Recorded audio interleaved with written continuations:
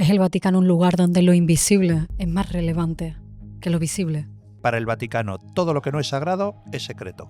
La Curia Vaticana es el grupo de religiosos que mantienen engrasada la maquinaria vaticana. El propio Benedicto XVI lo definió como la gangrena del Estado Vaticano. El mayordomo del Papa me filtró 48 documentos, incluidas las negociaciones con ETA por el gobierno socialista. ¿Quiere decir esto que la Curia tiene más poder que el Papa? En muchos casos sí. Y hay secciones secretas en la Curia. Hay teorías, ¿no?, que los Illuminati no desaparecieron en el siglo XVIII, sino que se infiltraron y siguen ocupando altos cargos en el Vaticano. ¿Has accedido alguna vez a los archivos del Vaticano? El Archivo Secreto Vaticano está guardado por los scriptors, que son los vigilantes del Archivo Secreto Vaticano, y ahí no entra nadie. ¿Qué tipo de documentos guardan que no quiere que nadie acceda a ellos? Todos los archivos y la correspondencia diplomática entre Pacelli, entre el Vaticano y el Reich, el Tercer Reich. ¿Habrá información sobre cómo murió Juan Pablo I? Pues ¿Desde cuándo la CIA espía al Vaticano? Toda la vida, desde antes de ser la CIA. En el caso Maduro, ¿Estados Unidos ha contado con el Vaticano para esa operación? ¿Pero qué hace el Vaticano montando una operación de James Bond? A 3 bandas entre Caracas, el Vaticano y Moscú, utilizando los nuncios papales en Caracas y en Moscú, con la idea de ofrecerle un exilio dorado a Maduro, sin pedir consultas ni consultar con Estados Unidos y la CIA. ¿Hay cárcel en el Vaticano? ¿Y hay búnker? Dicen que Creí que el Papa actual, León XIV, estaba preocupado por algunas donaciones misteriosas. De lavado de dinero, claro, porque es que la donación que tú hagas al Vaticano no queda registrado en ningún sitio.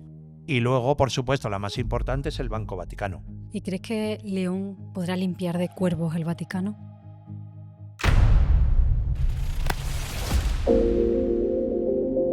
¿Tiene sentido? Tiene sentido. ¿Tiene sentido? ¿Tiene sentido? Tiene sentido. ¿Tiene sentido? ¿Tiene sentido? ¿Tiene sentido?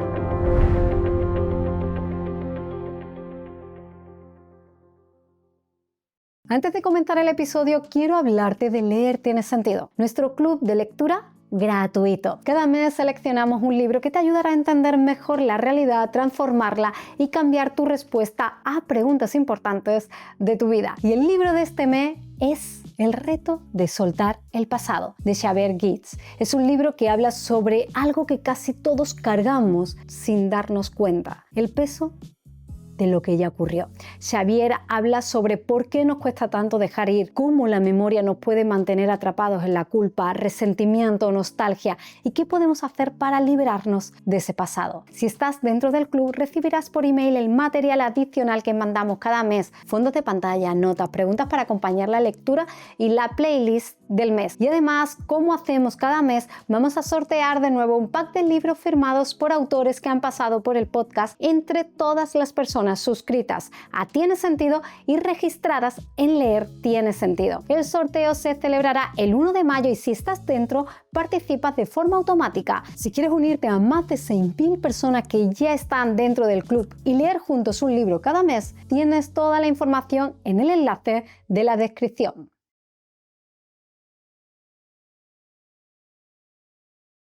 Eri Frattini, te he invitado porque considero que eres una de las voces con más autoridad en español para hablar del Vaticano, y no desde el punto de vista teológico o doctrina católica, sí. No sé, las bienaventuranzas, sino del Vaticano como un Estado, yo diría también rodeado de misterio, porque tenemos bancos con escándalos históricos que han dejado cadáver debajo de un puente de Londres, donde tenemos también archivos, 85 kilómetros lineales de documentos clasificados y no clasificados, donde tenemos también una red diplomática que ha influido en la caída de imperio.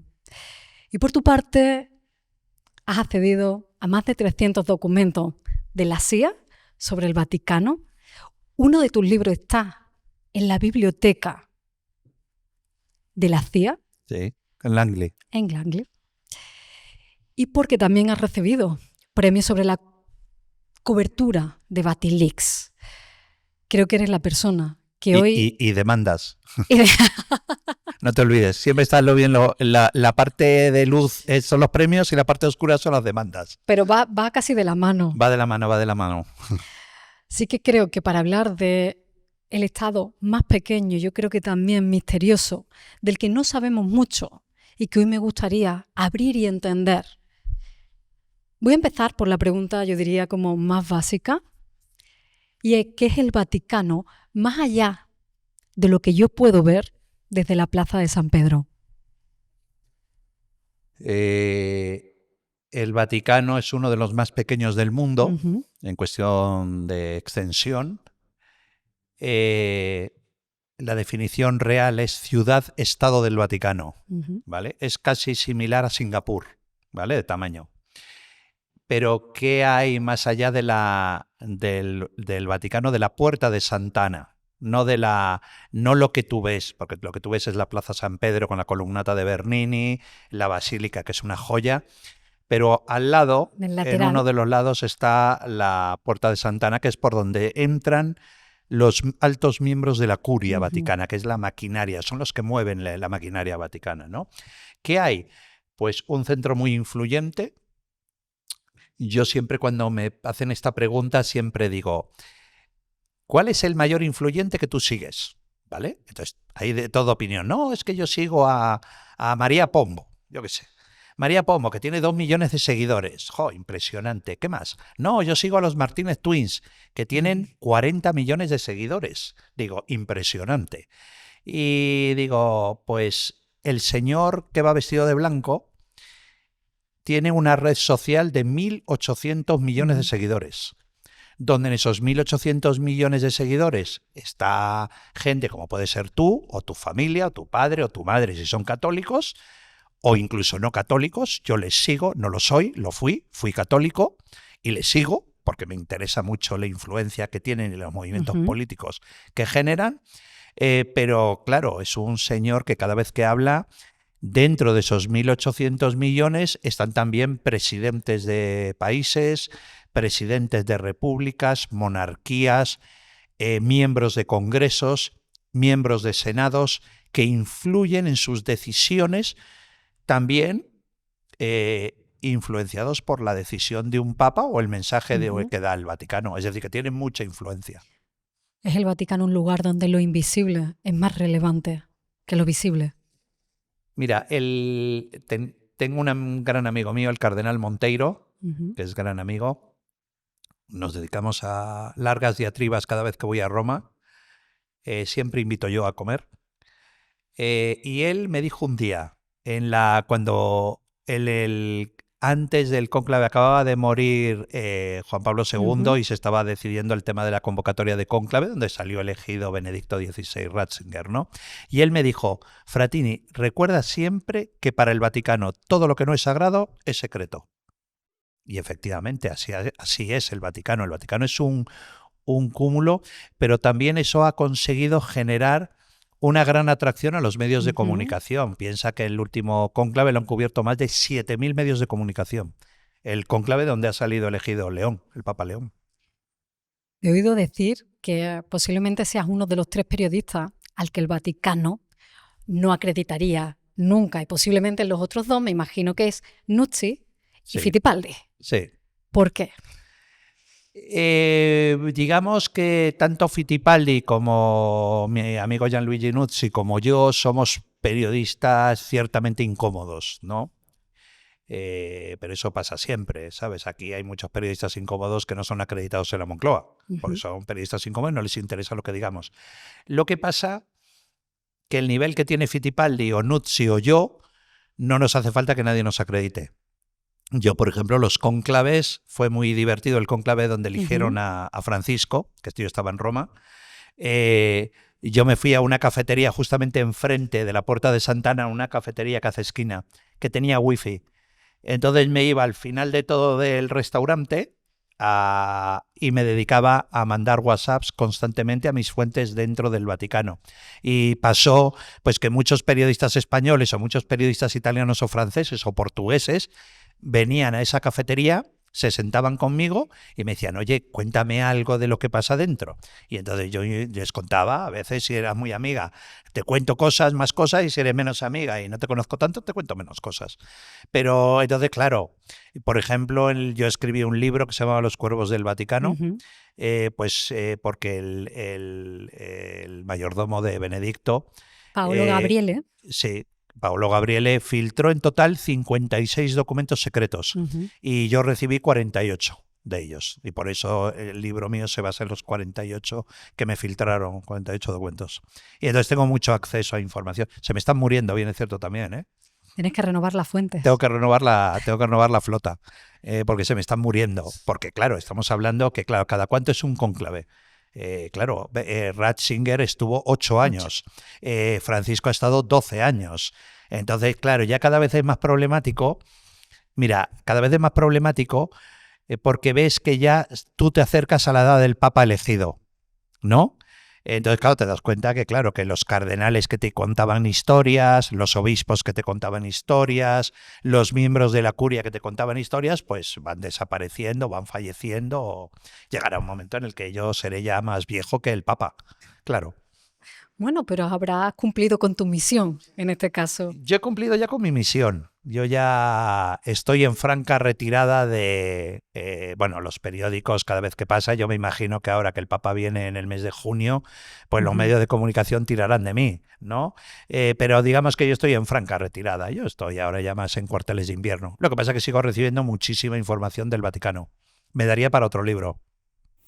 Este episodio está patrocinado por Back Market, el marketplace líder mundial de tecnología reacondicionada. La primavera siempre trae ganas de cambio, de renovar, de empezar algo nuevo. Puede ser cambiar tu móvil que ya va regular o el aspirador que ya no aspira, o quizás el secador que tarda demasiado y falla, o incluso una consola o un smartwatch o un pequeño electrodoméstico que llevas meses mirando sin comprar porque no es el momento. Todo eso lo encuentras en Back Market, reacondicionado por expertos con 2 años de garantía y 30 días de prueba con devolución gratuita. Descarga la app de Back Market o visita backmarket.es y pásate al reacondicionado. Con acceso a tantas fuentes, a tanta información invisible sobre el Vaticano, antes de intentar indagar un poquito más en esos misterios, en los secretos del Vaticano, sí que me gustaría entender, porque me has nombrado un par de veces la Curia Vaticana. Pero yo hasta que no preparé esta entrevista, no entendí muy bien, y creo que todavía no he entendido muy bien, la jerarquía del Vaticano. O sea, cuando yo llegué y dije, voy a entender antes de la entrevista qué hay, ¿no?, detrás de la plaza de San Pedro, dije, Dios mío. Sí, además te habían dicho, Dios mío, la exclamación para hablar del Vaticano. Intentamos entenderlo basados en un concepto de democracia, ¿vale? Es decir, te lo pongo en... Es difícil entenderlo como democracia cuando no es precisamente un régimen... No, es que no es una democracia, es que el Estado Vaticano no es una democracia. Es decir, tienen votantes, votan en el último cónclave 133 hombres que se sientan en una silla para decidir quién es el mejor de todos ellos para el momento en el que está viviendo la Iglesia Católica, ¿no? Pero, claro, tú dices, no, es que aquí cuando se vaya el presidente de gobierno, Sánchez, pues cesarán sus 1.000 o 80.000 asesores que tiene. Su séquito. Todo su séquito, sus 8 millones de asesores que tiene, sus ministros, sus directores generales, sus secretarios de Estado. En el Vaticano eso no sucede. En el Vaticano, cuando fallece un papa, el caso del Papa Francisco, y llega un nuevo papa, ellos no dimiten, los secretarios de Estado, el secretario de Estado que es el número 2 Vaticano, el Parolín, el cardenal Parolín, o los diferentes responsables de dicasterios, que son como los ministerios, para que lo entiendas más o menos, ¿vale? No dimiten. Digamos que es el nuevo papa quien tiene que cesarlos.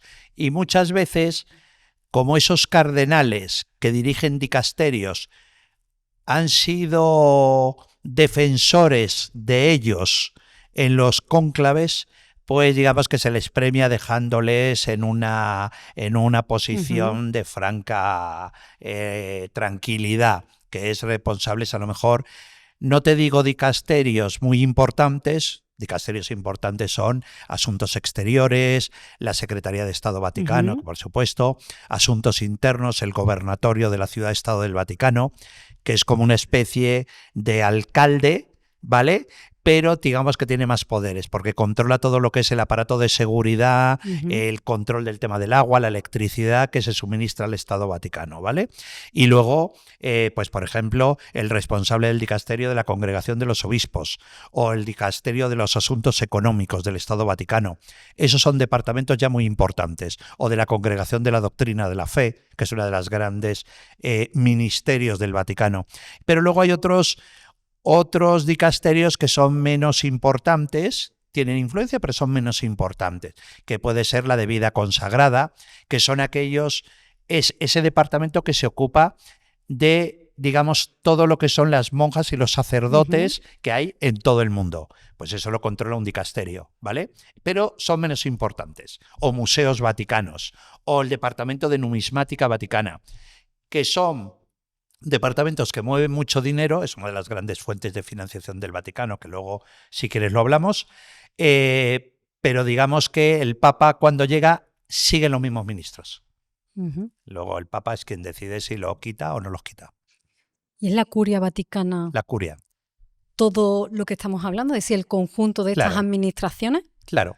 La Curia Vaticana es el grupo de religiosos, ¿vale?, que mantienen engrasada la maquinaria vaticana. Eso es la curia, que el propio Benedicto XVI lo definió como la gangrena del Estado Vaticano. Lo definió Benedicto XVI, sí. ¿Por qué? Porque la corrupción ha sido galopante todavía. Sigue habiendo una corrupción galopante en el Estado Vaticano. El Papa Francisco lo intentó limpiarlo, ¿vale? León XIV también está haciendo una reforma, ¿no?, de la curia. Bueno, o lo está intentando. Bueno, es que lleva muy poquito tiempo. Es que el Papa León lleva muy poco. Sí. Acaba de cumplir, creo que un año. Es que no le ha dado tiempo. Pero digamos que los pasos que da León no son los pasos que da Francisco. Es menos vociferante, ¿vale? El Papa León, cuando era el cardenal Prevost, era un hombre muy cauto a la hora de hablar. Era un hombre que no era de grandes alaracas.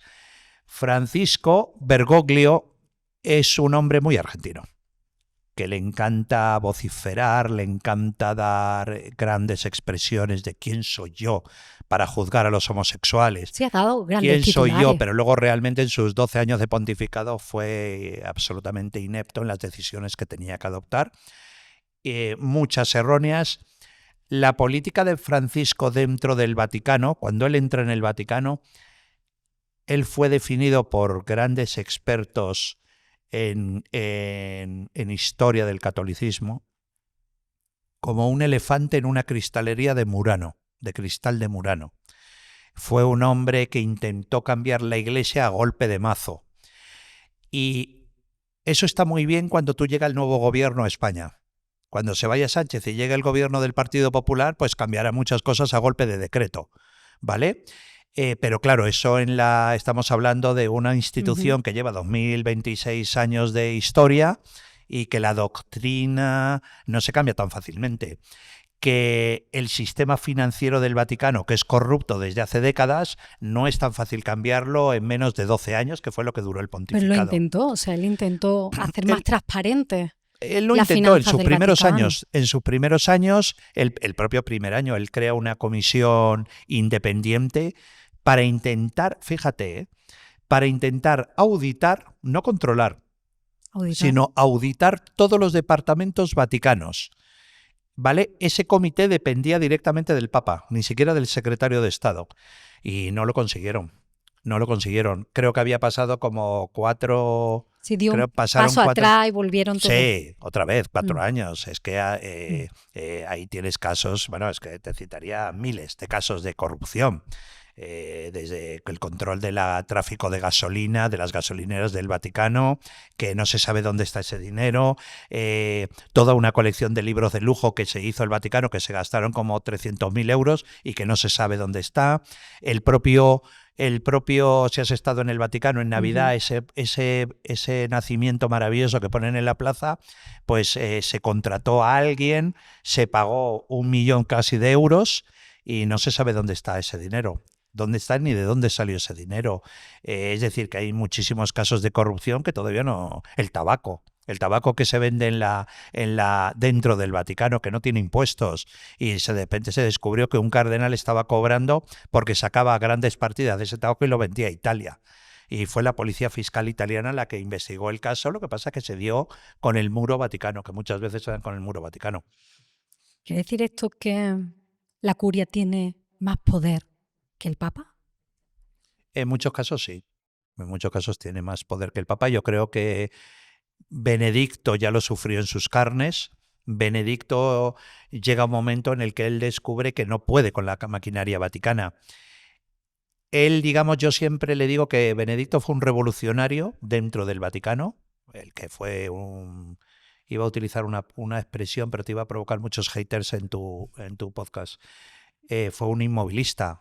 Juan Pablo II, el totus tus, que yo le llamo el totus tus, fue un señor que no hizo absolutamente nada, protegió a los pederastas, a gente que tenía delitos sexuales de haber abusado hasta de 200 niños, y los protegió. Y los protegió en el Vaticano dándoles un pasaporte diplomático vaticano.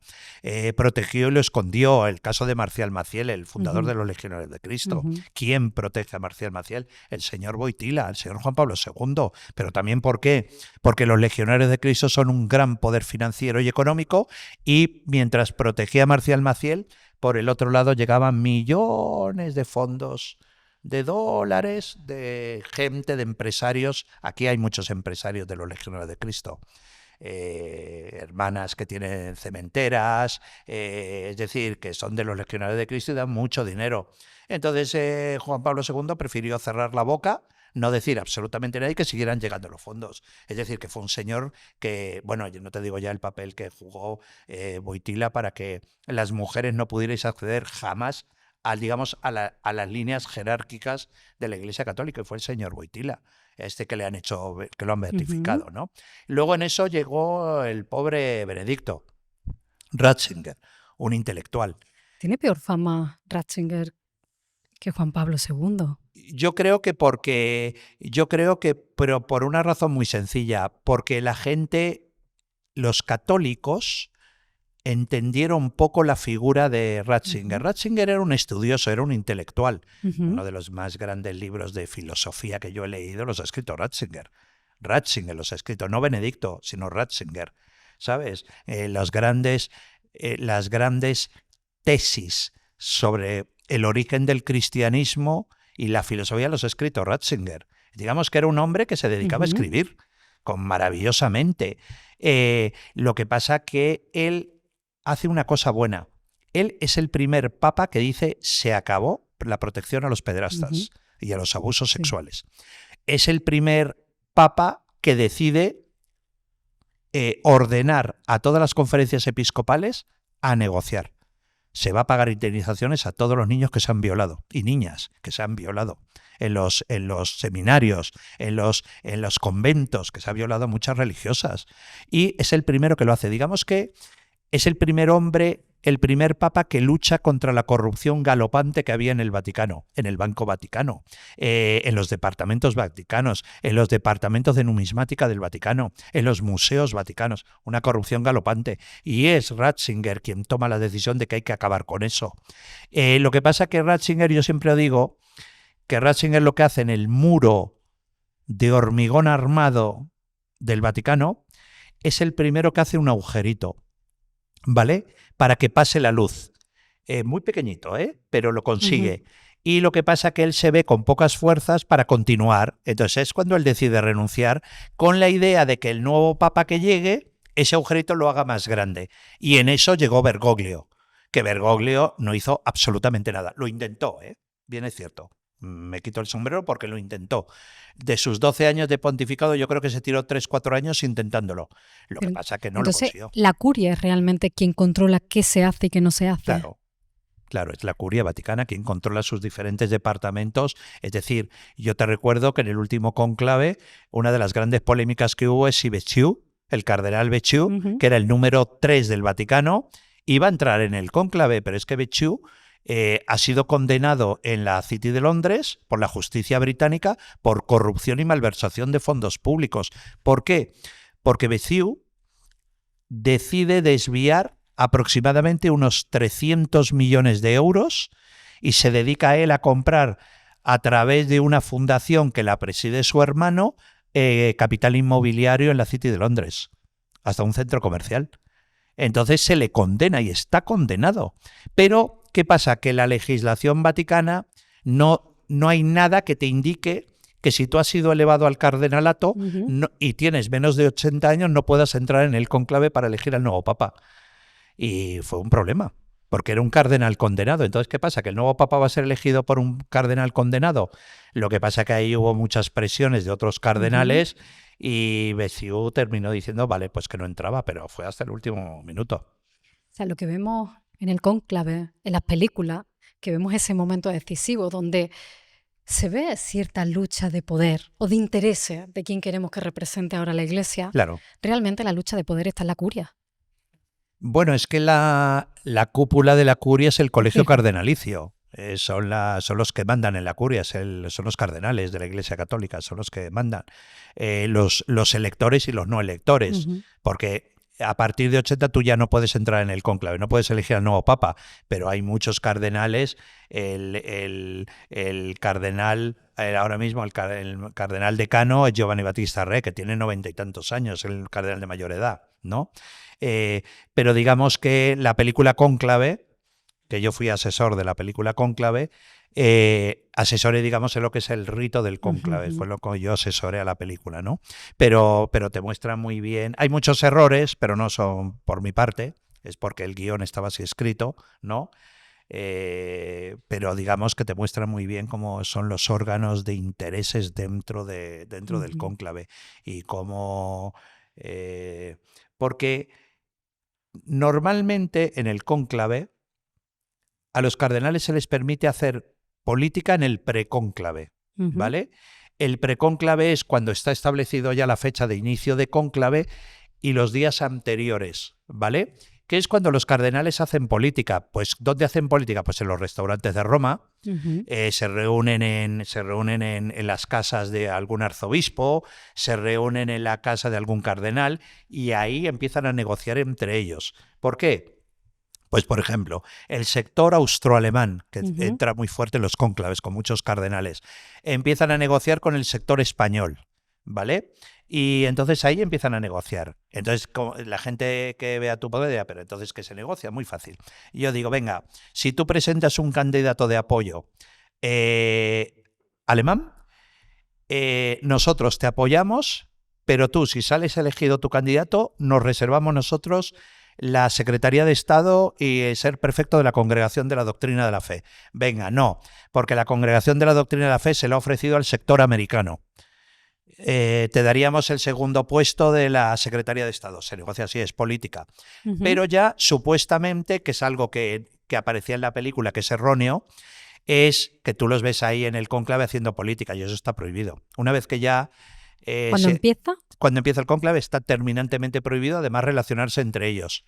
Es más, están los vigilanti, que los vigilantes son los que están paseando constantemente en el cónclave, durante el cónclave, en los comedores, en las habitaciones de los cardenales, en los pasillos de la Santa Marta, de la residencia de Santa Marta, donde ellos viven, para hacer mantenimiento de cumplimiento de cónclave, que es, si te ven hablando en la comida, en el salón de almuerzo, hablando con otro cardenal y te escuchan que estás haciendo política o estás hablando de un candidato, te pueden llamar la atención. Y hay secciones secretas en la curia. Es decir, se habla, hay teorías, ¿no?, que los Illuminati no desaparecieron en el siglo XVIII, sino que se infiltraron y siguen ocupando altos cargos en el Vaticano. Bueno, esas son las leyendas. Yo soy poco dado a esas cosas, a esos grupos, porque la propia curia ya es misteriosa. No necesito que me digas que son Illuminati o masones o votantes de me da igual, de un partido político, de la democracia cristiana, es que me da igual. El misterio ya está ahí, Es que el propio Vaticano, cuando entras a través de la puerta de Sant'Anna, ya es secreto. Todo lo que hablan, todo lo que se negocia, todo lo que los departamentos son secretos. Las decisiones que se toman en las prefecturas y en los dicasterios son secretas, son decisiones secretas. Es decir, que es que no me hace falta más empezar misterio, ¿no? a elucubrar si son Illuminati o son marxistas o leninistas. Es que me da igual. Es que el propio Vaticano es secreto, es secretismo el propio Vaticano y todas sus decisiones son secretas. Entonces yo soy poco dado a ese tipo de grupos de si los Illuminati penetraron o los masones o no sé. Es que no tengo ni idea, probablemente. Pero es que como ellos ya tienen el secretismo desde que son elegidos miembros de la curia, no sé, no tengo ni idea. ¿No crees que un poco de transparencia en el Vaticano acercaría más incluso la doctrina, la fe? Mira, es que el Vaticano no es el catolicismo. Yo lo he comprobado. Después de he escrito creo que 8 libros sobre el Estado Vaticano, ¿no? El Vaticano no es el catolicismo. El catolicismo es la fe que tú tienes en algo superior. Es algo que tú estás sentada en un parque en Campillo, estás sentada tranquilamente y apaciblemente, estás viendo un árbol y estás pensando en la tranquilidad y en lo que te da la fe, a ti, ¿sabes? Tú no estás, a ti te preocupa poco quién salga elegido papa, porque a ti no te va a hacer tener más fe o menos fe.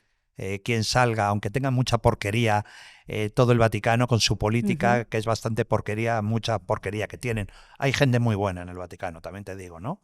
Lo que pasa es que yo me dedico a sacar más la basura que otra cosa, pero hay gente maravillosa, no solamente en el Vaticano, en Ruanda, en Oriente Medio, que están dedicados a ayudar a la gente, la propia Cáritas, ¿sabes? Que es gente de la Iglesia Católica que se dedican a ayudar a la gente, que les están dando de comer ahora mismo a millones de españoles que se están muriendo de hambre, ¿sabes? Por la situación que vivimos, ¿no? Pero digamos que la fe es otra cosa. Tu fe va en 2 lugares. Tu fe aquí y en el corazón.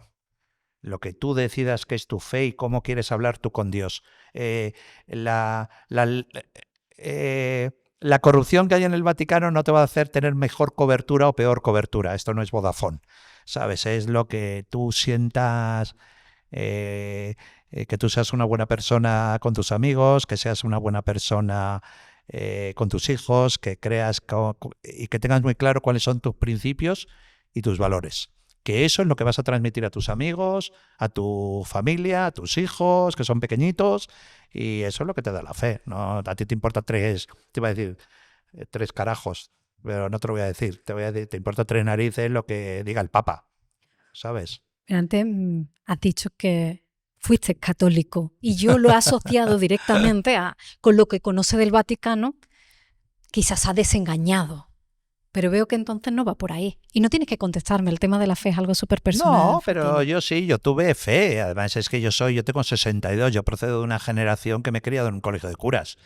Encima tuve muchísima suerte, porque encima yo me crié en un colegio de curas que la mayor parte de ellos eran misioneros. Estaban en el mundo, porque claro, yo te hablo de los años 70, cuando yo iba al cole.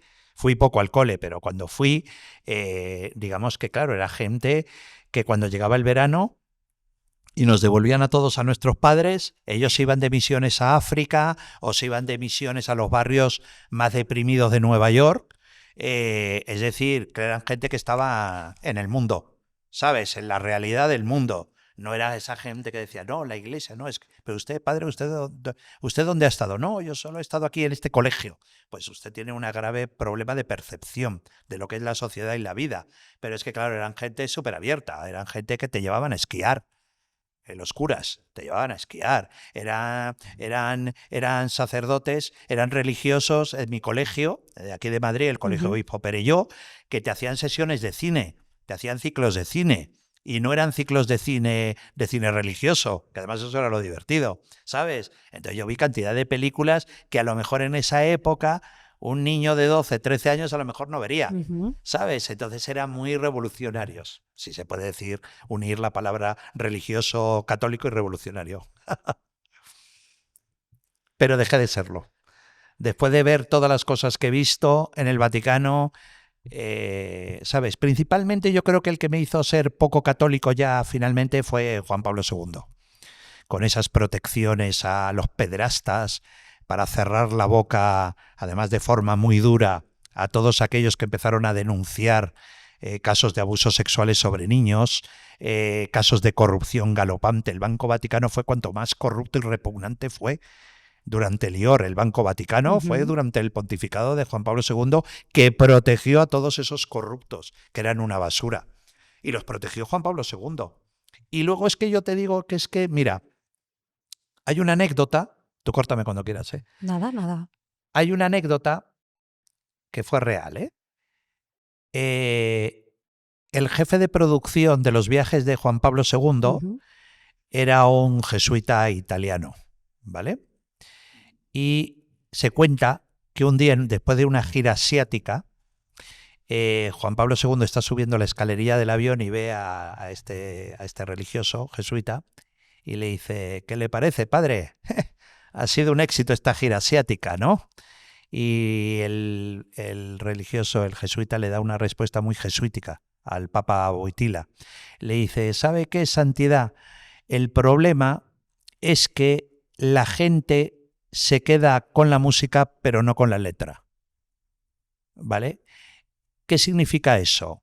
Eso es un gran resumen de lo que fue el pontificado de Juan Pablo II. Juan Pablo II no llenó las iglesias. Juan Pablo II no llenó los lugares para ser sacerdote, los seminarios, no llenó los conventos. Al contrario, si me preguntas a mí, yo fui 3 veces a ver a Wojtyla, pero también porque fui a ver a los Rolling Stones. A lo mejor no me gustan los Rolling, pero es que digo, es que es un momento histórico. Ya ir a ver a los Rolling o a los Beatles ya no es un tema que digas me gusta o no me gusta, es que tienes que ir a verlos porque es un momento histórico. Ver a los Rolling Stones tocando en el Bernabéu, ¿sabes? Y yo fui a ver a Wojtyla y mucha gente iba a ver a Wojtyla. Esto ha habido muchos haters que me dicen: no tiene usted ni idea, Fratini, ¿qué va? Usted es anticatólico. No.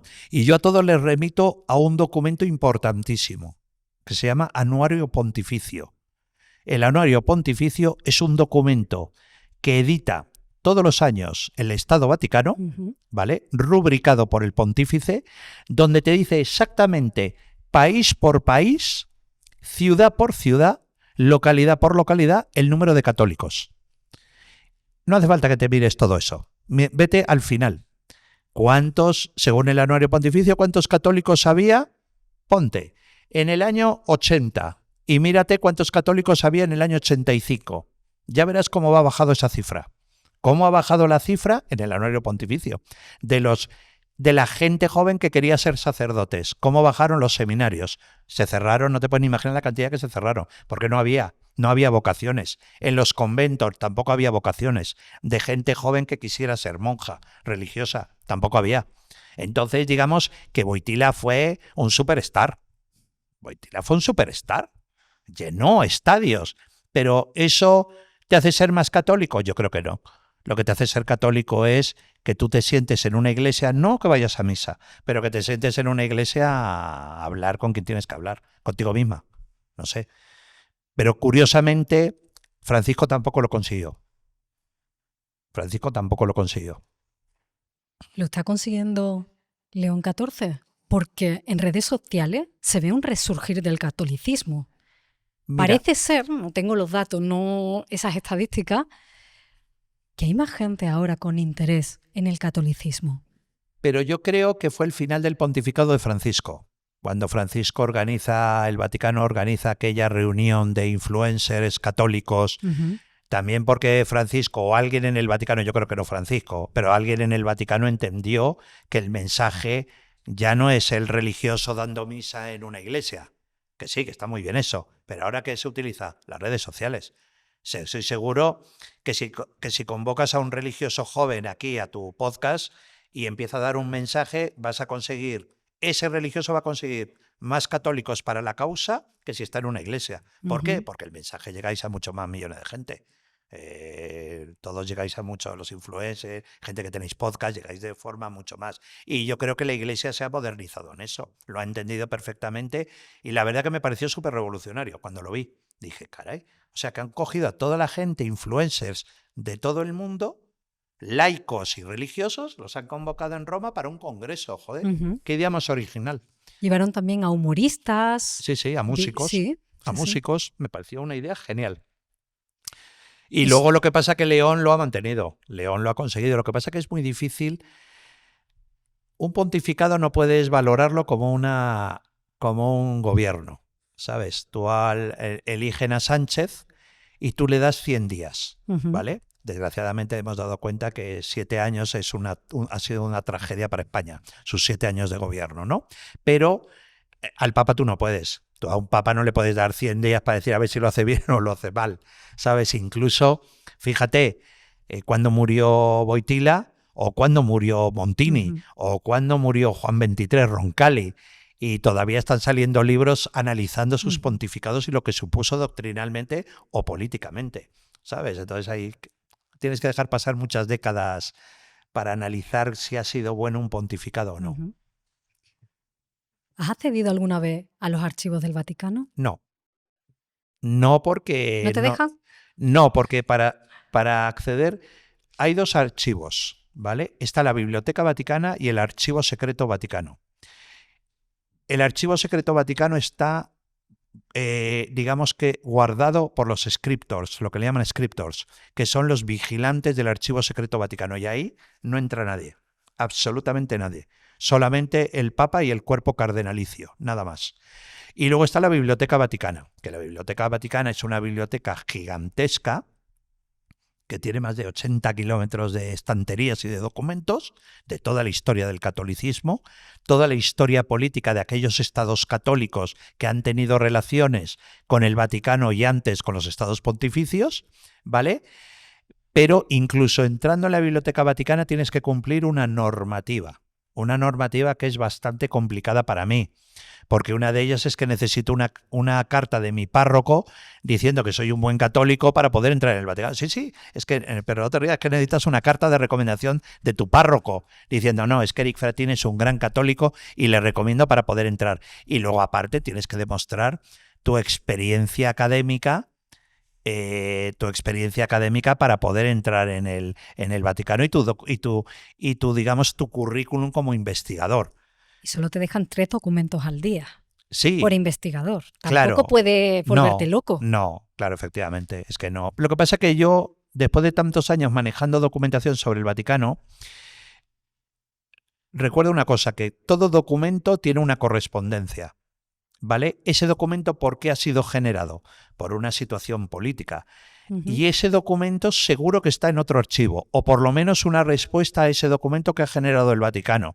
Y entonces yo me voy, si es sobre Italia, me voy al Archivo Nacional de Italia, o me voy al archivo de la CIA en Langley, que ahí sí que me dejan entrar, o me voy al archivo del Bundesarchiv, el archivo del gobierno alemán, que está todo lo que es la documentación más interesante sobre cuando Pacelli era nuncio papal, primero en Berlín y luego en Múnich, en Baviera. Entonces ahí está todo. Entonces no me hace falta el Vaticano para que me den los documentos. Además todavía están clasificados los documentos del pontificado de Pío XII. ¿Qué crees que pueda haber en el archivo secreto? ¿Qué tipo de documentos guardan que no quiere que nadie acceda a ellos? Todo. Todos los archivos, por ejemplo, lo que te estoy contando, todos los archivos y la correspondencia diplomática entre Pacelli, entre el Vaticano y el Reich, el Tercer Reich. Y todo eso está todo, pero no eso, no el pontificado, porque el pontificado fue en el año 39, pero anterior. Yo quiero leer todo lo anterior, los documentos que hay cuando Pacelli era nuncio papal en Berlín, cuando hablaba con Hitler, cuando hablaba con el ministro Ribbentrop. Yo quiero leer esos documentos y esos telegramas diplomáticos. Quiero leer cuando Pacelli estaba en el nuncio en Baviera. que es la zona católica de Alemania, en Múnich, que es el origen. Múnich es el origen del partido nazi. El Partido Nacional Socialista se crea en Múnich, que es cuando Pacelli está de nuncio papal. Entonces quiero leerlo, pero está bajo llave. No se puede leer, está bajo secreto.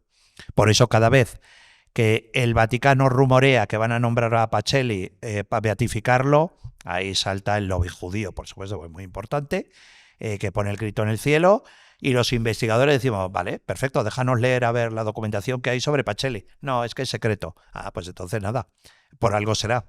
Porque si dice el Vaticano que Pacelli hizo una obra tan buena salvando judíos, perfecto, déjame leerlo, ¿no? Si tú has hecho algo bueno, ¿qué más interesante para ti, para tu imagen en tu podcast, que digamos, joder, es que fíjate qué buena fue? Es que salvó a 300 niños judíos de los campos de exterminio. Oye, maravilloso, me siento en el podcast a hablar contigo. ¿No? Pero si tú no me muestras esos documentos, ¿por qué es?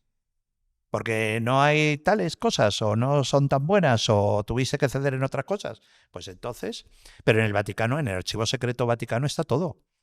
Tú piensas o sea, claro, el Vaticano no tiene una ley de desclasificación como tiene un Estado democrático, ¿vale? Que tenemos los 50 años famosos, menos en España, que se lo saltan a la torera, ¿vale? La legislación con respecto a la desclasificación de documentos.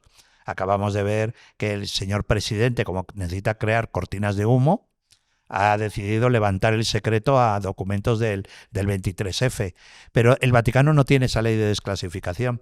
Y te recuerdo, porque tú ya eras una señora, te recuerdo que Wojtyła decidió liberar los documentos del juicio de Galileo para demostrarnos que se habían equivocado. Y fue Wojtyła quien firma la petición de perdón a Galileo. La firma Wojtyła en los años 80. ¿Pero de qué estamos hablando? O sea, pero si además la mayor parte de la gente no sabe ni quién es Galileo. O sea, ¿qué me estás hablando? Abre los documentos más recientes vuestros, de la Segunda Guerra Mundial. Venga, genial. No me hables de... No, vamos a pedir perdón a Enrique VIII, porque es que nos equivocamos. O a la reina Isabel de Inglaterra, que intentamos matarla en varias ocasiones. ¿Pero qué me estás contando? Me habla de Isabel I de Inglaterra. ¿Qué me estás contando? ¿Habrá información sobre cómo murió Juan Pablo I? Pues posiblemente. Habrá información sobre pues el propio informe de todo lo que es el tema de la muerte de Juan Pablo I está bajo secreto pontificio. Yo conseguí un documento muy importante que fue... Tú sabes que por legislación está prohibido hacerle un estudio forense, una autopsia a un papa. Está prohibido por la Constitución Vaticana. Y yo conseguí un documento firmado por Renato Buzzonetti, que era su médico, el médico papal, donde indica al secretario de Estado: le hemos hecho 2 autopsias al sumo pontífice. Tendremos que analizar los resultados. Y claro, yo dije, ¿pero cómo puede ser esto? Si se supone que por ley tú no puedes hacer una autopsia a un papa, ¿por qué le habéis hecho 2 autopsias? Luego Buzzonetti, cuando yo lo hago público el documento, Buzzonetti empezó a declarar de que no, que ese documento se había manipulado, que no era así, cuando era su firma y estaba firmado por el Servicio Sanitario del Estado Vaticano. O, por ejemplo, cuando su médico, el médico de toda la vida del Papa Luciani, de Albino Luciani, cuando él era patriarca de Venecia, que era su cargo anterior a ser papa, el médico dice, ¿pero por qué le dan esta medicación cuando él no sufría del corazón? ¿Por qué le meten esta sobredosis de medicación para el corazón cuando él no sufría absolutamente nunca tuvo ningún problema cardíaco? ¿Por qué se le da esta medicación? Nunca respondieron. Entonces hay muchas cosas, muchos secretos hay. O el asesinato del jefe del comandante de la Guardia Suiza. Cuando Cédric Torné, un cabo de la Guardia Suiza, mata a tiros en su residencia al comandante de la Guardia Suiza y a su mujer. Todo eso está bajo secreto pontificio. Nunca se leerá nada. Ahí ha habido rumores, ha habido fuentes que estuvieron más o menos ahí, que me han contado cosas, pero los documentos yo nunca he podido leerlos, porque estaban bajo secreto pontificio. Tendremos que esperar 500 años. Fenómenos paranormales, exorcismo... Se habla de que hay mucha información ahí guardada. Pues me imagino, sobre exorcismo, me imagino. Ahí estaba el padre Gabriel Amorz, que yo le conocía. Yo también asesoré a 2 películas de Hollywood donde el protagonista era Russell Crowe, y uno de ellos se llamaba El exorcista del Papa, que protagonizada por Russell Crowe y estaba basado un poco en la vida de Gabriel Amorth, ¿no? Pero claro, todo eso también está bajo secreto, todo eso está prohibido leerlo. Tú puedes leer legislación, eso sí que creo que está abierto, la legislación sobre exorcismo, la legislación oficial sobre exorcismo, o cómo se decide si la persona está exorcizada o no. Eso creo que puedes leerlo, pero no casos concretos de exorcismo. O, por ejemplo, ¿por qué están cerrados todos los documentos? Porque son declarados los documentos secretos para las investigaciones de beatificaciones. Los milagros. Tú necesitas haber cumplido 3 milagros para yo beatificarte. ¿Y por qué los últimos casos que ha habido de beatificación, por qué se pone bajo secreto los casos de milagro? ¿No es un milagro? Joder, pues hazlo público, ¿sabes? Porque te dicen, sí, el niño tocó la cabeza de la niña y le salvó de un tumor. Venga, genial, dame los informes médicos. ¿Sabes? ¿Cómo decidís que es un milagro? Pero todo eso es secreto. ¿Sabes? Para el Vaticano todo lo que no es secreto todo lo que no es sagrado es secreto. ¿Crees que hay alguien que realmente sabe todo lo que hay ahí? No. Porque si alguien lo supiese, se filtraría algo seguramente. Es imposible. Es que tienen 80 kilómetros de 85 archivos. ¿Cómo va a haber alguien que sepa todo eso? Y los scriptors mantienen el silencio absoluto, porque si violan el juramento de scriptors, pueden ser expulsados de la Iglesia Católica y excomulgados por el Papa. Entonces mantienen el secreto absoluto. Entonces no se filtra nada. Yo te digo, yo todos los documentos que manejo son porque me los filtró el mayordomo del Papa, me filtró 48 documentos, incluidas las negociaciones con ETA por el gobierno socialista. ETA pidió a la Nunciatura que les cediera un salón para negociar con el gobierno socialista. Y entonces yo conseguí todos los documentos y las notificaciones que se pasan el secretario de Estado Bertone con el nuncio papal en Madrid, con el gobierno socialista, con Rubalcaba y luego con Jaime Mayor Oreja, que era eurodiputado. ¿Por qué lo hizo? Ahí él lo ha explicado alguna vez, no lo sé, Paolo Gabriele. ¿Por qué decidió filtrar todos esos documentos? Era la mano derecha de Ratzinger. Bueno, no era la mano derecha, era el mayordomo. Pero ya, era un hombre de confianza. Sí, pero no es lo mismo. No es lo mismo decir la mano derecha que tu mayordomo, que es el que te ayuda a vestirte y te pone las zapatillas pontificias. No es lo mismo. Lo que pasa. Pero no tendrías a alguien que te viste y te ayuda si no confías plenamente en él. Absolutamente, pero. No es una mano derecha, pero es una persona de tu confianza. Es el que ve al Papa en la ducha cuando sale de la ducha. El que le da la toalla para cuando el Papa sale de la ducha, o el que le ayuda a ponerse el pijama por la noche es Paolo Gabriele. Paolo Gabriele dio una explicación muy extraña. Paolo Gabriele da una explicación de que su jefe, al que él adora, que es Benedicto, tiene tal presión por la corrupción que se hay alrededor del Papa que está viéndolo sufrir. Y él entiende que la única forma de acabar con esa presión es liberando documentos que han sido dirigidos al Papa donde se habla de la corrupción vaticana. Pero que realmente eso no. Bueno, luego hubo otras declaraciones que dicen que fue por dinero, pero mi amigo Gianluigi Nuzzi recibió creo que 58. Yo recibí 40 y tantos, 44, 45, hubo alguno que ni siquiera publiqué porque no tenía tal valor, digamos, como documento. Creo que mi amigo Fittipaldi recibió, creo que fueron 49 o 50 documentos, y por eso somos el triunvirato que le duele al Vaticano. Por eso nunca nos acreditan. ¿Por qué se creó la Santa Alianza?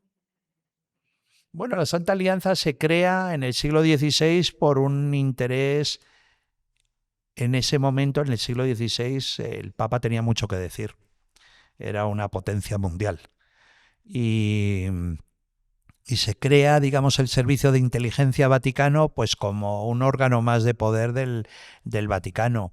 Y se crea principalmente para liquidar, como una unidad de asesinos, para matar a todos aquellos nobles ingleses principalmente que estaban a favor de la contrarreforma de Enrique VIII, que eran católicos y se convirtieron al protestantismo. Gente nobles ingleses que daban mucho dinero al Papa y que dejaron de darlo. Entonces, finalmente, es el Papa quien decide crear la Santa Alianza, se llamó. Luego ahora se le conoce, todavía sigue estando vigente, se le conoce como la entidad, que es como se publicó mi libro. Yo publiqué toda la historia del servicio secreto desde 1566, creo que hasta la llegada de Benedicto, creo. Luego hubo otra reedición donde ya incluí, que se publicó en Italia, que tuvo muchísimo éxito en Italia, que fue hasta la llegada de Francisco. Hasta la llegada justo de Francisco. Y aquel libro fue un éxito. Se publicó en 42 países, en 16 idiomas. Hasta en árabe se publicó ese libro. ¿Qué son los minutantes? Los minutantes son miembros del servicio de inteligencia que trabajan para los servicios de inteligencia del Vaticano, que recaudan y recopilan todos los análisis de información de inteligencia para el Vaticano, para las decisiones que toma el Estado Vaticano. Pero mucha gente dice que son agentes, pero bueno, son analistas de inteligencia, porque el Vaticano es un Estado, como es España, que tenemos a nuestro Centro Nacional de Inteligencia y tenemos a los analistas, que no son espías que van por los cafés recopilando información de inteligencia o sacando fotos de bases militares. Son los que se ocupan de analizar la información, nada más. Los nuncios apostólicos, los embajadores que tiene el Vaticano en otros países, también hacen ese tipo de análisis. Claro, pero más que los nuncios son, los agregados que tiene la propia embajada, la propia nunciatura. Pero muchas veces porque ellos no analizan si es una información de inteligencia. Yo tuve la suerte de leer un informe secreto de una nunciatura de Nicaragua, de la nunciatura en Managua. Y claro, es una información muy valiosa. ¿Por qué? Porque un sacerdote de una zona del sur de Nicaragua indicaba al nuncio que esa semana iba a tener problemas para impartir misa en tal pueblo, tal pueblo, tal pueblo y tal pueblo, porque la guerrilla sandinista había ocupado esas zonas. Luego también informaba que se había hecho una recaudación de fondos para un pastor que había perdido a todas sus ovejas por un lobo que había matado a todas las ovejas, que habíamos hecho. Pero dentro de todo ese informe había información estratégica que luego ese informe era pasado a la Secretaría de Estado de Wojtyła y la Secretaría de Estado de Wojtyła la pasaba a la CIA. A Reagan, en la época de Reagan, de Ronald Reagan. Y Ronald Reagan tenía una información privilegiada de todos los movimientos que había en Centroamérica de la guerrilla comunista. En la época de Reagan, cuando era director de los servicios de inteligencia de Estados Unidos, William Casey, él dijo que el Vaticano tenía la red de espionaje mejor formada. Claro. Es un servicio secreto que se crea creo que en el año 0 de nuestra era. Se crea el Servicio Secreto Vaticano. Claro, tú piensas que cada sacerdote, cada religiosa que está en algún lugar del mundo, ellos informan a la congregación de la vida consagrada. Informan de todo.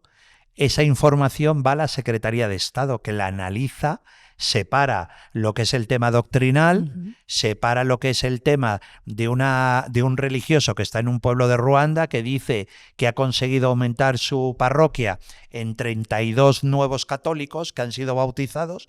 Esa información va a otro dicasterio, y luego información diciendo que los hutus están avanzando en una zona concreta de Ruanda.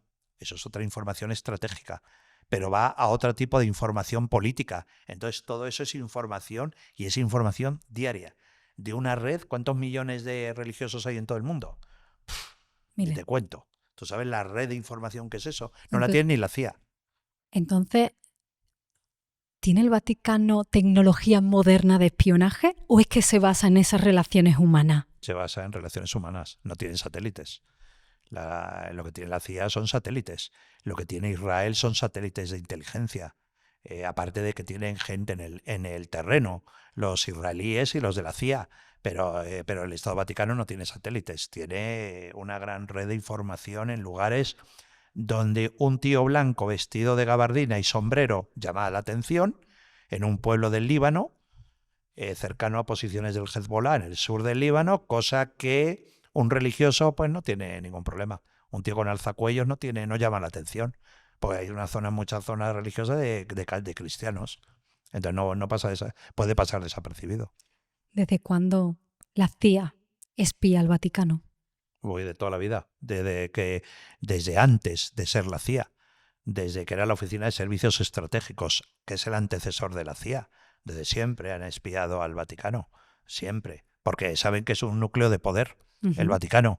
Y lo que pasa es que hay un tipo que tú lo has citado, que es William Casey, el que fue director de la CIA, el todopoderoso director de la CIA, con Ronald Reagan, entendió que si querían acabar con el muro de Berlín necesitaban un aliado como era el Vaticano y Wojtyla, que fue gracias al triunvirato de Reagan, Margaret Thatcher y Wojtyla. Luego hubo gente por debajo, que fue el cardenal Casaroli, por el parte vaticana, Brzezinski, que era el consejero de Seguridad Nacional de Reagan, que era polaco, de origen polaco, que fueron los que, digamos, movieron los hilos para acabar con el muro de Berlín, que fueron los que acabaron con el comunismo. ¿Sigue teniendo ese poder hoy las relaciones diplomáticas del Vaticano? Porque hoy lo vemos como un lugar de la fe. ¿Sigue teniendo tanto poder en el mundo? Sí, sigue teniendo mucho poder. Sigue teniendo mucho poder en el mundo porque sigue teniendo mucha influencia el Papa. El Papa sigue siendo un hombre que cada vez que habla León XIV, pues la gente lo escucha. Pero lo escuchas tú, lo escucho yo que no soy católico, lo escucha un jefe de Estado que es católico, lo escuchan ministros de defensa que son católicos y hace mucho la diplomacia vaticana. La diplomacia vaticana lleva más años que el Servicio de Inteligencia Vaticano. Pero realmente muestran neutralidad. Parece. Yo no lo creo. La neutralidad en política y en diplomacia no existe. Eso olvídate. Eso está muy bonito que yo te lo diga en tu podcast y tú te lo creas. Pero eso no existe. La neutralidad política o la neutralidad diplomática no existe.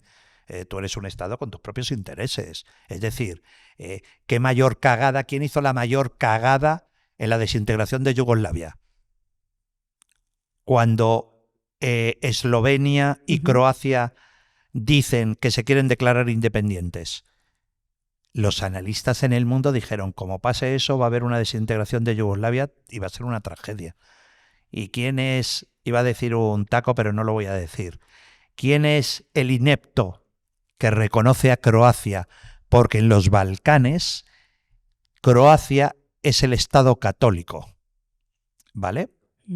¿Quién es el inepto que reconoce como tal, como República de Croacia, y por lo tanto provoca la desintegración de Yugoslavia, con la guerra atroz y sanguinaria que hubo? Wojtyla. Wojtyla reconoce, sin autorización de absolutamente nada, la comunidad internacional, reconoce la independencia de Croacia. ¿Por qué? Porque Croacia tiene mucho dinero, ¿vale? Era muy pro-alemana en aquella época, Eslovenia y Croacia, porque tienen la cercanía con Austria. Entonces, Croacia es el Estado católico balcánico. Y entonces Wojtyla dice, lo reconozco. ¿Eso qué provoca? Provoca que muchos países dicen, ostras, joder, no tenía que haberlo reconocido, pero ya obligan la mayor parte de las naciones a reconocer la independencia de Croacia. Croacia y Eslovenia. Lo que pasa es que Eslovenia a los serbios le quedaba muy lejos, porque tenía Croacia en el medio. Y entonces se provoca la guerra de Croacia, que fue cruenta. Yo cubrí aquella guerra. Todos los bombardeos sobre Nustar, Vukovar, Vinkovci, Zagreb. Yo estaba en la plaza de Zagreb cuando se declaró la independencia, provocada por la ineptitud y la ineficacia y la estupidez de Wojtyla, que lo reconoce. Y aquello provocó la guerra que provocó. Es decir, que toman decisiones en base a sus intereses. Y el Vaticano igual. Si me voy como a uno de los grandes temas de la actualidad, ¿ha intervenido la Iglesia? Por ejemplo, por resumirlo, en el caso Maduro. Es decir, ¿Estados Unidos ha contado con el Vaticano para esa operación? No, Parolin, que es un idiota, el cardenal Parolin, que es el secretario de Estado, que es un idiota y un metepatas, que no entiendo cómo León ya no le ha cortado la cabeza. Bueno, es que ahora en el siglo XXI no se corta la cabeza a la gente, ¿sabes? Pero si viviéramos en el siglo XV y XVI ya le hubieran cortado la cabeza. A Parolin, que era el secretario de Estado. El origen de Parolin, antes de ser cardenal, era el nuncio papal en Caracas. Era tenía muy buenas relaciones con su amigo Chávez, ¿vale? Es el hombre que le convence a Francisco, ¿vale? Para, digamos, acercar el Vaticano al Grupo de Puebla, que es el grupo de todos los estados comunistas que hay en Latinoamérica. Ahora te saldrán todos los gente que Fratini cada día es más fascista. Estas idioteces, estas imbecilidades que te escribe la gente, ¿no? Como opinadores. Pero es el hombre que hace que Francisco reciba a gente como Lula, reciba a gente como Daniel Ortega, reciba a gente como Castro, reciba a gente como Maduro y como Chávez, que son unos dictadores, que matan gente, matan a sus ciudadanos. Y Francisco pues les daba los grandes abrazos en el Vaticano. No sé, eso fue por Parolín, porque Parolín sale de la Nunciatura en Caracas y se va de secretario de Estado, de número 2 del Vaticano. Y Parolín comete dos temas estratégicos que ya el primero que comete ya le tenían que haber cortado la cabeza, pero no sé por qué. Porque dicen que Parolín en el último cónclave es uno de los... En la primera votación Parolín está en el número 1, el más votado. Pero a medida que van pasando las votaciones, sus apoyos van reduciendo. O sea, hasta que descubre Parolín, pues que nunca va a tener suficientes apoyos. Y él pide a sus seguidores que por favor que voten a Prevost. Entonces digamos que Prevost de cierta forma está premiando aquel apoyo que tuvo en el cónclave. Pero Parolín, antes de entrar en el cónclave, ya generó un problema diplomático. Un problema diplomático que va a tener que arrastrar los siguientes papas. Ahora mismo, hasta la muerte de Francisco, en China había dos jerarquías católicas. Una, la oficial, y otra, la patriótica. ¿Vale? La oficial es la permitida por Pekín, ¿vale? Que deciden ellos quiénes son elegidos arzobispos, cardenales, etcétera, que no lo reconoce el Vaticano, y luego, digamos, la patriótica, que es la que reconoce el Vaticano, y es la que nombra el Vaticano, tanto si le gusta a Pekín. No se le ocurre otra cosa al idiota de Parolín que hacer un viaje secreto a China, donde negocia con China, con el gobierno de Pekín, que a partir de ese momento la autoridad, la jerarquía católica en China va a ser propuesta por el gobierno comunista de Pekín, pero necesita una ratificación del Vaticano. Eso en la historia solo ha sucedido una sola vez, con Franco. Era Franco quien decidía quién subía a arzobispo o quién subía a cardenal. Era Franco. Pero desde entonces nunca más. Y entonces ahora ha provocado esa estupidez, porque ese movimiento político que nadie entendió. Y se dice que él ya entra en el cónclave porque lo revela, creo que fue el Wall Street Journal o el Financial Times, creo que es quien lo revela, quien lo hace público. El Vaticano no dice nada, con esa política ineficaz que tiene de mantener el silencio, y entran en el cónclave. Pero se dice que ya muchos cardenales entran que lo iban a apoyar y ya por el tema de Pekín no lo apoyan. Por supuesto, la mayor parte de los cardenales de países asiáticos, que ven un intervencionismo por parte, con autorización expresa del Papa Francisco, que se acaba de morir, y Parolín. Y la segunda metedura de pata del idiota de Parolín, ¿cuál es? Pues muy sencillo, que no se le ocurre otra cosa que montar una operación tipo James Bond. El Vaticano, ¿pero qué hace el Vaticano montando una operación de James Bond? A 3 bandas entre Caracas, el Vaticano y Moscú, utilizando los nuncios papales en Caracas y en Moscú, con la idea de ofrecerle un exilio dorado a Maduro en Moscú, sin pedir consultas ni consultar con Estados Unidos y la CIA. Y entonces la idea era sacar a Maduro con una intervención en un avión vaticano, sin que se entere la CIA, que es curioso, sin que se entere la CIA, que la CIA se entera de todo, sacar a Maduro en un avión y llevarlo al exilio en Moscú. Lo que pasa que entre el idiota de Parolín y el estúpido de Maduro, Maduro dice que no. ¿Por qué? Porque Rusia está bajo embargo financiero internacional por la guerra de Ucrania. Les han quitado el IBAN, es el código bancario internacional. Se lo han quitado a Rusia por la guerra de Ucrania. Y entonces Maduro le responde a Parolín que no se va a ir a Rusia porque cómo va a hacer uso de sus dinero, del dinero que ha robado los venezolanos. Y que ni de coña se va a un sitio ahí tan frío. Y poco después, ya sabemos la historia que viene después. Los Rangers y los que entran en Caracas y los sacan y lo llevan a una prisión. ¿Pero qué hace el Vaticano haciendo una operación de James Bond? Es que es idiota. Es que se tienen que dedicar a lo que se tienen que dedicar. ¿Qué información es prioritaria hoy para el Vaticano? ¿Sobre qué quieren estar en primera línea de actuación? Bueno, yo creo que la guerra de Ucrania les ha salido rana. Yo creo que el tema de Ucrania han sido muy activos en la diplomacia para intentar parar el tema de Ucrania, ¿no? No lo han conseguido. Yo creo que estuvieron mediando también con Netanyahu para intentar parar los bombardeos sobre Gaza, que tampoco lo consiguieron. Quien lo consiguió fue Trump. Sí. No sé si se merece o no el Nobel, no sé, eso yo no entro ahí. Pero quien para los pies a Netanyahu es Trump, que le dice que pare ya, que ya está, que ya no necesitan azotar más a Gaza, ¿no?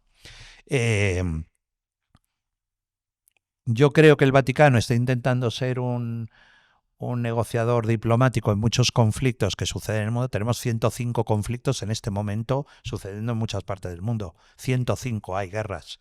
Lo que pasa es que no nos interesan muchas de ellas. El 99% no nos interesan, ¿sabes? Además, como ahora en Gaza no hay genocidio de los judíos contra los palestinos, ahora hay genocidio de los palestinos contra los palestinos, que jamás está matando cantidad de gente en Palestina, pero misteriosamente no hay nadie, ningún actor con el estúpido adhesivo ese de basta ya de genocidio palestino sobre Palestina. No hay nada. Se creen, esos actores que han recibido el Goya, se creen que han dejado de matar en Gaza. Sorprendente.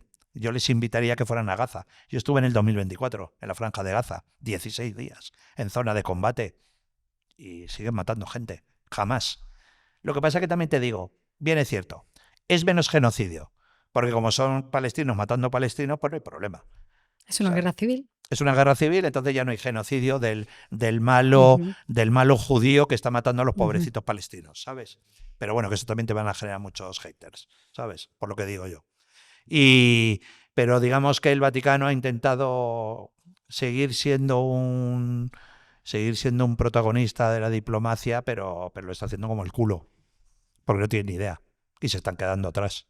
Pero bueno, como le está sucediendo a Europa, que se están quedando atrás en muchas cosas. ¿Hay cárcel en el Vaticano? No. Hay un calabozo en la zona de la Gendarmería Vaticana, pero es un calabozo. El mayordomo fue detenido y fue encarcelado ahí, pero digamos que cuando tú eres condenado tienen un acuerdo con Italia para que tú cumplas tu condena en una prisión italiana. Pues tienen el acuerdo, porque no tienen. Tienen calabozos. ¿Hay ciudadanía vaticana? Sí, claro. ¿Y solo están para los cardenales y los que viven dentro del Y los del altos Vaticano? funcionarios del Vaticano que tienen pasaporte vaticano, no diplomático, pasaporte vaticano. Que una vez que tú dejas de ser ciudadano, una vez que tú dejas de prestar servicios en el Vaticano y tú vuelves a tu país, se te retira la nacionalidad vaticana y vuelves a tu nacionalidad española o coreana o china, lo que sea. ¿Y hay búnker? ¿Sí hay búnker? ¿En el Vaticano? Dicen que sí. Dicen que sí, que hay un búnker que se construyó, según me contaron, en los años 50. Se construyó, en la época de Stalin, cuando el Vaticano tenía pánico de la posibilidad de que los tanques de Stalin, durante la Guerra Fría, en pleno dureza de la Guerra Fría, invadiera el Vaticano. Y entonces se mandó construir un búnker, pero creo que no se ha utilizado nunca, creo. Aunque hemos hablado ya de algunos escándalos financieros, pero creo que la pregunta es obligada por mi parte. Entender cómo se financia el Vaticano. No sé si hay suficiente claridad o transparencia. No hay transparencia. Hay fuentes de financiación muy claras. Y además son muy fáciles de... Una fuente muy importante es el óbolo de Pedro. El óbolo de Pedro es el dinero que tú entregas en el cepillo de la parroquia. Cuando tú das €1, de ese euro, un 50%, 50 céntimos, se quedan en la parroquia. Y el otros 50 céntimos van a una cuenta bancaria. ¿vale? Que se entrega a la conferencia episcopal. Y entonces cada año en las reuniones de las conferencias episcopales con el Papa se le lleva un cheque. Se lleva un cheque de ese 50% de todo lo recaudado en el mundo. Eso es una fuente valiosa. Que ese óbolo de Pedro se supone que solo puede ser utilizado para obras de caridad. Pero que el señor Francisco, este que se ha muerto, decidió que como el Vaticano estaba en 13 millones de euros en números rojos, cogió el óbolo de Pedro para cubrir las pérdidas que tuvo el Vaticano, cuando ese dinero está especialmente dedicado a la ayuda de los pobres. Pero se ve que el Vaticano se olvidó de los pobres en ese momento. Leí que el Papa actual, León XIV, estaba preocupado por algunas donaciones misteriosas. Claro, efectivamente, de lavado de dinero. Claro, porque es que la donación que tú hagas al Vaticano no queda registrado en ningún sitio. Tú una donación oficial al Vaticano queda en tu declaración de la renta. Si tú das ese dinero a la Asociación de Protección de los Galgos, por ejemplo, o de las mascotas, o de los hámsters, eso la ONG te tiene que dar un recibo de que tú has donado dinero para una causa. Y tú ese recibo tienes que entregarlo a tu asesor fiscal para la declaración de la renta, porque tienes desgravación fiscal. En el Vaticano no.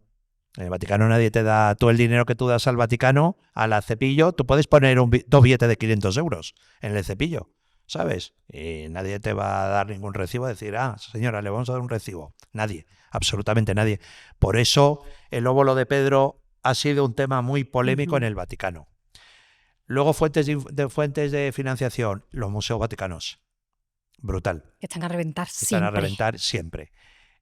El Departamento de Numismática y Filatelia del Vaticano. Todas las monedas que tú compras de colecciones del Vaticano, de filatelia, de sellos, eso es otra de las grandes fuentes de financiación.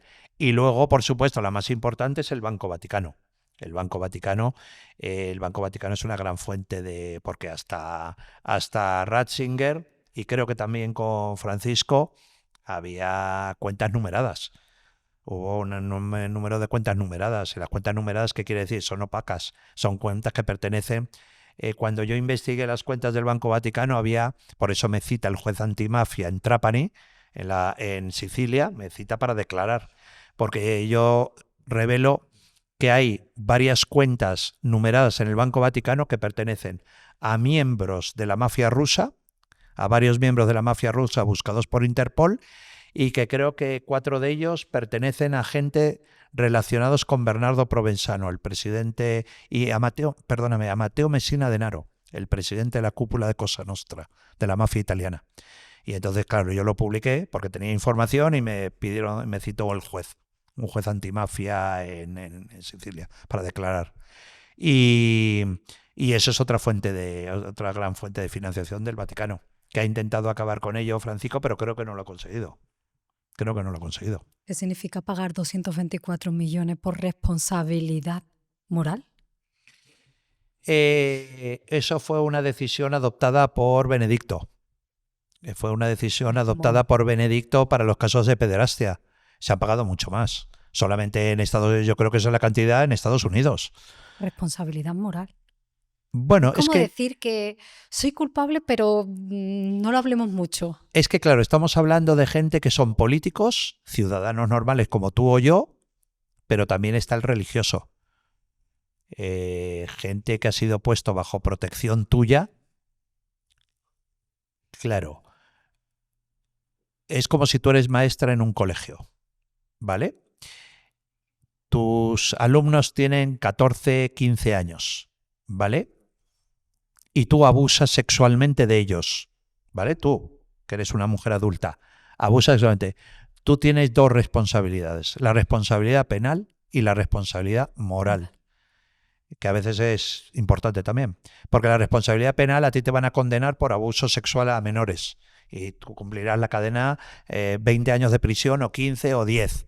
Pero luego está la responsabilidad moral. ¿Por qué? Porque se supone que tu cargo... Porque una cosa es que abuse yo sexualmente de un menor, porque yo no tengo responsabilidad sobre ellos. Yo no soy maestro, yo soy periodista. Entonces soy un degenerado, entonces me dedico a abusar de niños. Pero es que tú tienes responsabilidad moral porque tú tienes que protegerlos, porque tú eres profesora en un colegio. Entonces, claro, ahí está la cuestión de, da igual. las indemnizaciones que tú pagues porque te lo dice un juez o las indemnizaciones que el Vaticano entiende que moralmente tiene que pagar. Da igual, tienen que reparar ese daño brutal que han hecho. Tienen que reparar el daño moral que ha supuesto para miles y miles y miles y miles de niños, bajo protección de Wojtyla. Había casos, por ejemplo, hay un tipo repugnante y asqueroso, que espero que se haya muerto ya, que es el cardenal Bernard Law. El cardenal Bernard Law era el primado, era el máximo cargo de la Iglesia Católica en Boston, en Massachusetts. Entonces, ¿qué ordenó Law? Law ordenó que todos los pederastas que abusaron de niños, cuando detectaban un caso, ¿qué hacían? Te sacaban de un colegio y lo cogían a ese violador y lo ponían en otro colegio de Massachusetts. Entre ellos un tipo repugnante que, justicia divina, el padre Geoham se llamaba. Este tío abusó, creo que de casi 200 niños. Y gracias a Dios la justicia, el largo brazo de la justicia es largo. Y lo meten en prisión, creo que le cayeron 4 cadenas perpetuas. Y esa basura es asesinada por varios presos en la propia prisión. Lo apuñalaron creo que como 42 veces en una prisión. ¿Sabes? Yo le llamo justicia divina. Mucha gente que te escucha te dirá, no, eso no se puede decir, matar a una persona. Pero no se le mató, se le ejecutó, que es diferente. No se le asesinó, se le ejecutó. Ese tío merecía ser ejecutado. Pues Bernard Law, hay una cosa, un aparato policial que se llama el FBI. Y entonces el FBI va y le toca la puerta a Bernard Law. A Law. ¿Por qué? Porque Law es ciudadano estadounidense. ¿Y qué hace Wojtyla? Wojtyla lo reclama al Vaticano, le da el pasaporte diplomático vaticano, por lo tanto es intocable, y lo nombra responsable de Santa María Maggiore, de la Basílica, donde han enterrado a Francisco. Hasta que un día el argentino que acaba de ser elegido papa se lo encuentra y dice que ¿qué hace ese tipo repugnante en Santa María Maggiore? Y dicen, bueno, es que él es el máximo guardián de Santa María Maggiore. Y Francisco dice, quitadme a esta basura de aquí, que no sé si le llamó basura, pero yo te hago el resumen. Quitadme esta basura de aquí, mandadlo a un monasterio o a un convento y que se quede ahí encerrado. Y creo que lo mandaron a un monasterio, creo que en Alemania, algo así, no sé si estará muerto el tipo. Espero que sí, porque era una basura. Y ahí acabó. Pero ¿quién lo protegió? Del largo brazo de la justicia estadounidense. Wojtyla, como protegió a tantos. Entonces, y luego por eso a mí me sorprendió mucho, dentro de mi catolicismo ya un poco así inestable, el que beatificaran a un tipo como Wojtyla. Lo llaman San Juan Pablo II. Yo digo, wow. Tiene buena prensa. Tiene muy buena prensa porque cantaba en muchos estadios, ¿sabes? Pero la gente, ¿sabes qué pasa? Que la gente se queda con la música pero no con la letra. Y la gente se quedó con la música del gran estadio del Bernabéu, el tipo dando misa. Pero, ¿y todo lo que hizo políticamente? ¿No te parece repugnante? ¿No te parecería repugnante que nuestro presidente de gobierno o el presidente Macron o la primera ministra Meloni descubrieras que ella personalmente está protegiendo a pederastas? ¿No dirías qué cosa más repugnante? Y no lo dices de un señor que se supone que esos sacerdotes tenían que proteger a los niños. Me parece repugnante. Y que lo hayan beatificado es que dice mucho. Que lo hayan beatificado me dice mucho de la Iglesia Católica. Por eso yo ahí fue cuando dije, yo no quiero formar parte de esto. ¿Qué expectativas tienes sobre el nuevo pontificado? Bueno, Prevost, yo creo que es a mí cuando me decían, pero vas a hacer, yo concedí 88 entrevistas entre que muere Francisco y eligen a Prevost.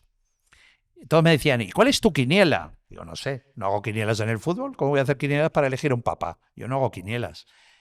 Pero siempre decía, el elegido va a ser lo que necesite la Iglesia Católica, no lo que nosotros opinemos, sino lo que 132 cardenales van a necesitar de ese 133 que van a elegir papa. Y Prevost es el hombre que necesita ahora mismo el catolicismo. ¿Por qué? Mira, Francisco se murió dejando una iglesia católica a punto de la guerra civil. a punto del cisma. Dejó una iglesia totalmente tocada doctrinalmente. Francisco es quien genera una carta que le llamaron la Carta de los 66, donde 66 intelectuales católicos y religiosos, algún cardenal, crearon un documento acusando formalmente al Papa Francisco de herejía por la violación de varios puntos doctrinales, ¿vale? Muchos de ellos relacionados con la vuelta al seno de la Iglesia Católica de los divorciados, que están fuera de la Iglesia Católica. Que Francisco, muy argentino, con la boca muy abierta, dijo, no, cuando yo llegue, permitiré que los divorciados vuelvan al seno de la Iglesia. Se ha muerto y no lo ha conseguido. Pero también porque entró doctrinalmente como un elefante en una cacharrería. Y provocó que un triunvirato muy poderoso en la Iglesia Católica, que fueron Burke, Miller, el cardenal Miller, y el cardenal Sara, Robert Sara, el cardenal de Guinea-Bissau, formaran un triunvirato del sector más conservador del Colegio Cardenalicio contra Francisco, por cómo entró en el punto de vista doctrinal. Entonces, digamos que dejó una iglesia muy... Estuvieron a punto del cisma. Estuvieron al punto del cisma, pero vamos, les faltó esto. Le faltó esto para que muchos cardenales rechazaran a la Iglesia Católica y conformaran, como en la época de los años 70, cuando se crea un cisma con el cardenal francés aquel, ¿no? Estuvieron a punto. Entonces la Iglesia Católica dice, necesitamos a un hombre que sea negociador. Necesitamos a un hombre que sepa, que proceda del barro, pero que sepa pisar el mármol de Carrara, que es Prevost. Prevost ha sido misionero durante 40 años en Perú, sabe perfectamente. Yo conozco muy bien la zona donde está, pues las conozco todas, desde Tucumé hasta Chiclayo, hasta Puerto Maldonado, hasta Iquitos. La conozco muy bien toda esa zona de Perú. Mármol, perfectamente. Es un hombre que ha sido... su último cargo ha sido prefecto de la Congregación de los Obispos. Es decir, era quien decía el nombre al Papa de los que tenían que ser ascendidos a obispos. Poderosísimo. Pero luego ha sido colaborador de congregaciones como la Doctrina de la Fe, la Congregación de Asuntos Exteriores. Es decir, que es un hombre que viene muy bien preparado, ¿vale? Porque ha estado en los dos puntos. Luego es un tipo que demostró un gran control financiero, tiene conocimientos financieros. ¿Por qué? Porque Cáritas Internacional el Papa nombra al cardenal Tagle, lo nombra responsable de Cáritas Internacional. Y el cardenal Tagle sabrá cantar música moderna, pero no tiene ni puñetera idea de finanzas. Y Cáritas es un aparato financiero brutal, absolutamente brutal. Y está a punto de quebrar. La llevó casi a la quiebra, a Cáritas, pero no por casos de corrupción. Tagle no es absolutamente nada corrupto ni nada de nada. Lo que pasa que es como si me pones a mí a dirigir Repsol o Telefónica. Te aseguro que en menos de un mes la he cerrado, porque no tengo ni pajodera idea de cómo se maneja una corporación así. Y ponen a Tagle, que no tiene ni idea. Y entonces el Papa, cuando ve el caos que ha generado Tagle, nombra un triunvirato de cardenales donde está Prevost, para intentar que vuelvan a poner en números blancos Cáritas. Y Prevost es uno de los más importantes para volver a convertir Cáritas. Bueno, salvaron Cáritas Internacional del caos absoluto. Entonces, luego es un cardenal que es peruano, pero es nacido en Chicago. Por lo tanto, la Conferencia Episcopal Americana, que es muy peleona, y la Casa Blanca con Trump, que es muy peleona, lo van a dejar tranquilo. Luego, las conferencias episcopales en Latinoamérica. Cuando lo eligieron, dijeron, han elegido uno de los nuestros, porque es un tío que es peruano y ha estado siempre en Perú. Entonces, los presidentes de las conferencias, que suelen ser gente muy conservadora, los presidentes de las conferencias episcopales latinoamericanas. Entonces dijeron, es un tío de los nuestros. Entonces, ¿qué significa eso? Que es un tipo de consenso. Todo el mundo está contento los americanos, los latinoamericanos, los africanos, los americanos, la Casa Blanca, la CIA, todos están contentos con Pero Prevost. rechazó pertenecer al Consejo de Paz de Trump. Bueno, es que hay que pagar. Es que para estar en el Consejo de Paz de Trump hay que pagar $100 millones.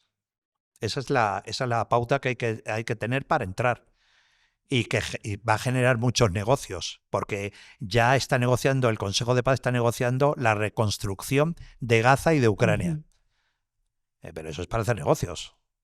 Más, yo si este presidente no fuera como es, yo ya habría entrado, porque eso va a dar negocio a Repsol, a Movistar para crear la línea telefónica, para crear las líneas telefónicas de Gaza, pero lo que pasa es que no es tan inteligente. Entonces, bueno, aquí estamos. ¿Y crees que León podrá limpiar de cuervos el Vaticano? Yo creo que si los limpia, no lo sabremos. Porque es un hombre muy cauto, no es un hombre, si te das cuenta, en un año no ha dado grandes titulares. Francisco decía esas estupideces de quién soy yo para condenar a los homosexuales, que luego nunca hizo nada, porque permitió que las conferencias episcopales africanas, que está generando mucha llegada de nuevos católicos, les autorizó libre albedrío impartir el bautizo a los homosexuales. No se imparte, porque no es lo mismo un homosexual en Tanzania, que los matan, no te vayas a Irán, en Tanzania los matan, en países como Guinea-Bissau los matan.